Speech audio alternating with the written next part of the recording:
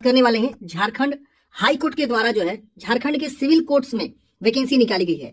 देखिए ये जो भर्ती है फ्रेंड्स झारखंड सिविल कोर्ट की है, लेकिन जो एडवर्टाइजमेंट जारी हुआ है वो जारी हुआ है झारखंड हाई कोर्ट की ऑफिशियल वेबसाइट पे।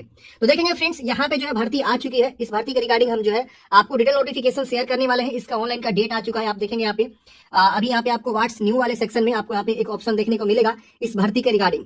तो ऑफिशियल नोटिफिकेशन आ चुका है झारखंड सिविल कोर्ट के, जिसमें क्लर्क के पद आपके रहने वाले हैं, जिसको हम लोग असिस्टेंट भी बोलते हैं। आप ऑल इंडिया किसी भी राज्य से आते हैं तो आप इस भर्ती के लिए फॉर्म को अप्लाई कर सकते हैं। लेवल 4 की आपकी सैलरी मिलने वाली है। इसमें आपको जो है कंप्यूटर की भी आवश्यकता पड़ेगी। मतलब क्या कि आप जो है डीसीए कम से कम एडीसीए जो होता है ना वो कोर्स 6 महीने वाला कम से कम किए होने चाहिए।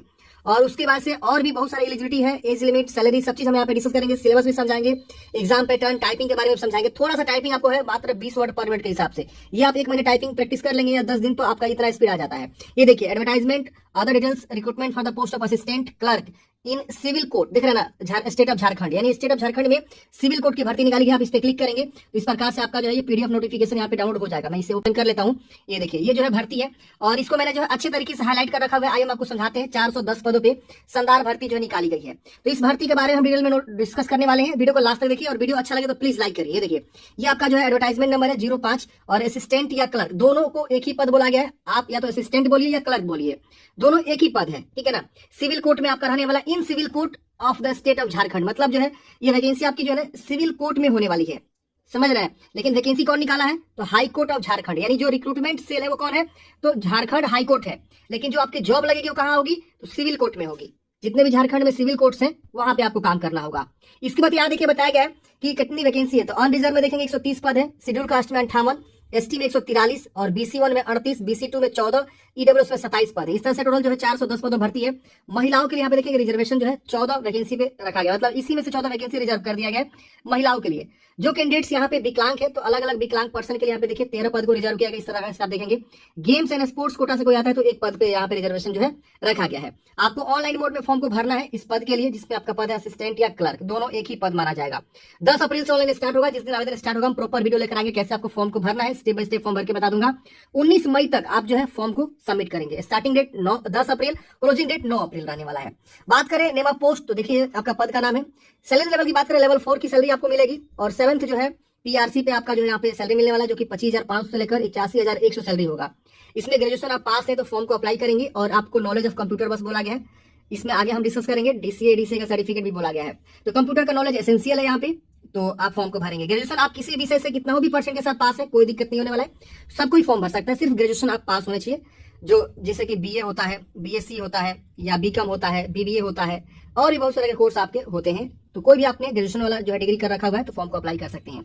अब देखिए इसमें डीएपीए अलाउंसेस वगैरह ऐड होता है ना फ्रेंड्स। आपकी सैलरी जो है ना सीधे आपकी जो है ना ये आपकी मतलब जो है समझ लीजिए 38,000 प्लस आपकी सैलरी यहाँ पे बन जाएगी। Starting salary in hand 38,000 plus. जी हाँ दोस्तों, क्योंकि इसमें डीएपीए अलाउंसेस तमाम चीजें ऐड होता है ना। अब डिपेंड करता है कि आपकी पोस्टिंग कहाँ होती है। रांची में होगी तो और अच्छा सैलरी होगा, थोड़ा सा किसी दूसरे डिस्ट्रिक्ट में होगी तो ग्रामीण टाइप की जगह पर होती है आपकी डिप्लॉयमेंट, तो आपका जो सैलरी थोड़ा सा कम होता है, थोड़ा सा 5,000 6,000 का अंतर पड़ता है। बाकी जो है आपकी स्टार्टिंग सैलरी इन हैंड जो है 40,000, यही आपके 38-40,000 के आसपास रहते हैं। आप सर्च भी कर सकते हैं ऑनलाइन। अब देखिए आपको बताया गया कि जो आपका मिनिमम क्वालिफिकेशन है वो आपको जो है लास्ट डेट जो सबमिट करने का डेट है उससे पहले आपका जो है हो जाना चाहिए। तो लास्ट डेट क्या है फ्रेंड्स आपका जो है 9 मई है। अगर मान लीजिए आपका ग्रेजुएशन का जो है रिजल्ट आने वाला है 9 मई के पहले आ जाता है, डॉक्यूमेंट्स आपके हाथ में आता है, जैसे सर्टिफिकेट जो होता है और आपका जो प्रोविजनल सर्टिफिकेट होता है, मार्कशीट होता है, वो आपके हाथ में 9 मई से पहले आ जाना चाहिए, तो आप फॉर्म को अप्लाई कर सकते हैं। यहाँ पे बोला गया देखिए आपको बोला candidates must well acquainted with the computer application, देख रहे ना।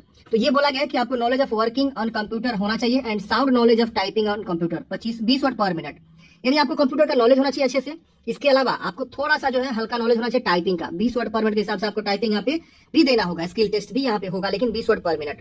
अब यहाँ पे आप देखेंगे तो आपका मिनिमम उम्र 21 वर्ष बोला गया है और यहाँ मैक्सिमम उम्र जो है कैटेगरी वाइज है, जैसे कि अनरिजर्व और ईडब्ल्यूएस कैटेगरी के लिए आपका उम्र हो जाएगा 35 वर्ष।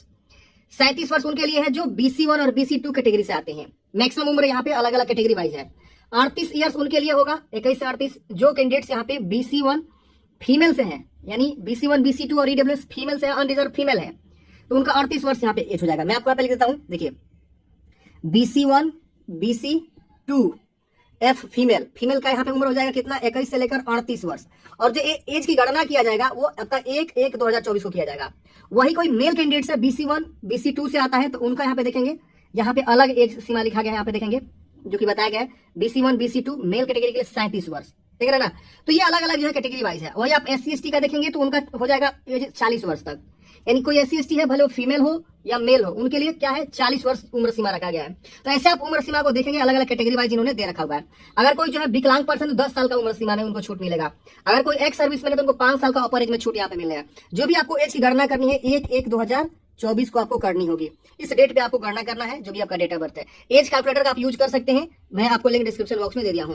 अब यहाँ देखिए बताया गया है कि जो भी रिजर्वेशन होगा वो स्टेट पॉलिसी के अकॉर्डिंग यहाँ पे लागू होगा। जो गवर्नमेंट ऑफ स्टेट है, जो भी बेनिफिट्स है रिजर्वेशन का, वो स्टेट पॉलिसी यहाँ पे देखिए state of policy of the state government will be apply reservation policy में। यहाँ लिखा गया था candidates of the other state in the reservation category shall be treated as unreserve category, यानी जो भी कैंडिडेट जो है अदर स्टेट से फॉर्म भरेंगे वो जो है अनरिजर्व कैटेगरी में यहाँ पे ट्रीट किए जाएंगे।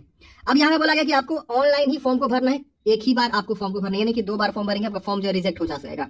यहाँ पे बोला गया कि डिसेबल पर्सन के लिए यहाँ पे जो है बताया गया कि 40% अगर आप जो है डिसेबल्ड हैं तो आप यहाँ पे जो है अपने बेनिफिट्स के बारे में पढ़ सकते हैं। इसके वजह से क्या क्या आपको डॉक्यूमेंट्स अपलोड करना है ये आपको समझ लेना है। देखिए आपको ऑनलाइन फॉर्म भरते समय फोटोग्राफ सिग्नेचर चाहिए, मैट्रिकुलेशन का सर्टिफिकेट चाहिए डेट ऑफ बर्थ प्रूफ के लिए, फिर आपको जो यहाँ पे प्रोविजनल या ओरिजिनल सर्टिफिकेट चाहिए ग्रेजुएशन वाला, और यहाँ पे डिप्लोमा इन कंप्यूटर एप्लीकेशन या DCA, मतलब DCA आपको चाहिए जो कि एटलीस्ट 6 मंथ का कम से कम होना चाहिए ड्यूरेशन वाला। 6 मंथ से कम का ड्यूरेशन वाला आपके पास कंप्यूटर कोर्स है तो वो नहीं लगेगा, यानी 6 मंथ से एबव आपको चाहिए, समझ रहे ना। 6 मंथ भी चल जाएगा, 6 मंथ एबव है तो चलेगा। अगर कोई 3 मंथ वाला कर रखा है जैसे TCC होता है या KYP वगैरह करते हैं या प्रधानमंत्री वाला जो होता है वो करते हैं, 3 महीना का किया है तो वो नहीं चलेगा। कम से कम 6 मंथ वाला आपको जो है ड्यूरेशन वाला यहाँ पे चाहिए। या अगर डिग्री वगैरह भी है जैसे BCA लोग करते हैं या BSc IT करते हैं तो वो चल जाएगा, कोई दिक्कत नहीं होने वाला है। आप मान लीजिए कंप्यूटर से ही ग्रेजुएशन कर रखे हैं, कंप्यूटर विषय से, वो भी चल जाएगा, कोई दिक्कत नहीं होने वाला। एक तो आपका ये कंप्यूटर नॉलेज में आ जाएगा और दूसरा आपका आ जाएगा कि आपने ग्रेजुएशन किया हुआ है तो ये भी आ जाएगा। अब यहाँ पे आपको रेसिडेंशियल सर्टिफिकेट चाहिए, जो भी कैंडिडेट्स बिलोंग करता है राजस्थान झारखंड से, उनका अपना जो है रेसिडेंशियल सर्टिफिकेट जिस भी लेवल पे सर्कल ऑफिसर बनवाते हैं सर्कल ऑफिसर के द्वारा बनवाएंगे। यहाँ पे बोला गया है कि 19/7/2019 के ऑनवर्ड चाहिए, उसके बाद का इशू होना चाहिए। इसके वजह से सर्टिफिकेट आपको कास्ट सर्टिफिकेट बोला गया, इसके बाद का आपका जो इशू होना चाहिए। आप देख लेंगे सारा यहाँ पे डिटेल्स में दिया हुआ है, सर्कल ऑफिसर से बनवाते हैं तो इतना के बाद का इशू होना चाहिए। वही अगर आप नॉन क्रिमिनल BC कैटेगरी के लिए होता है तो नॉन क्रिमिनल अगर आप हैं तो आप बनवा लीजिएगा। नॉन क्रिमिनल जब भी बनवाते हैं फ्रेंड्स लेटेस्ट वाला बनवाते हैं, ध्यान रखिएगा। अभी सेशन कौन सा चल रहा है 24-25 चल रहा है, 24-25, या अगर आपके पास 23-24 वाला भी है तो भी चल जाएगा। तो आप जो है लगाएंगे इकोनॉमिकली वीकर सेक्शन वाला भी आप लेटेस्ट वाला ही बनवाइएगा। इसकी वजह से अगर आप स्पोर्ट्स पर्सन है तो स्पोर्ट्स पर्सन का जो सर्टिफिकेट होता है वो आप लगेगा। फिर आपको जो यहाँ पे डिसेबल पर्सन है डिसेबल सर्टिफिकेट आपको लगेगा। अगर आप एक्स सर्विसमैन है तो नो ऑब्जेक्शन सर्टिफिकेट, या कोई इंप्लॉय है तो अपना NOC वगैरह यहाँ पे आपको देना होगा। ये सब डॉक्यूमेंट्स आपको लगेंगे। जो भी आपका डॉक्यूमेंट्स है उसको स्कैन करके 10 से 50 के भी फोटोग्राफ बोला गया है JPG में, और एप्लीकेशन सिग्नेचर बोला गया है कि आपका जो है 10 से 50 के भी। बाकी के जो सर्टिफिकेट है वो सब जो है 100 से 200 के भी JPG में ही स्कैन करके आपको अपलोड करना है। फॉर्म जिस दिन स्टार्ट होगा उस दिन आपको वीडियो बना के बताएंगे कैसे फॉर्म को भरना है। 500 रुपया का एप्लीकेशन फी है unreserved EWS BC1 BC2 category के लिए, और अदर स्टेट के लिए भी यहाँ पे 500 रुपया है। 125 रुपया उनके लिए जो SC ST से बिलोंग करते हैं। विकलांग पर्सन को भी यहाँ पे फी माफ, यहाँ लिखा हुआ है person with disabled will be exception from the fee, उनको लिए फी जो है 0 रुपया है। इसके बाद से यहाँ पे बताया गया है आपको इंपोर्टेंट कुछ बातें, तो आपका जो है इंग्लिश में ही फॉर्म को भरना है प्रॉपर अच्छे तरीके से। इसके बाद यहाँ पे सभी डॉक्यूमेंट्स को आपको अच्छे से अटैच करना है, ब्लर वगैरह नहीं होना चाहिए। यहाँ पे बोला गया कि आपको चेंज करने का कोई भी ऑप्शन यहाँ पे नहीं दिया जाएगा। अगर आप फॉर्म भरने में गलती कर देते हैं तो चेंजिंग का कोई भी ऑप्शन आपके पास नहीं रहेगा। तो फॉर्म भरने से पहले सभी चीजों को अच्छे से मिलाएंगे, सबमिट करने से पहले सभी चीजों को मिलाते हुए आगे बढ़ेंगे।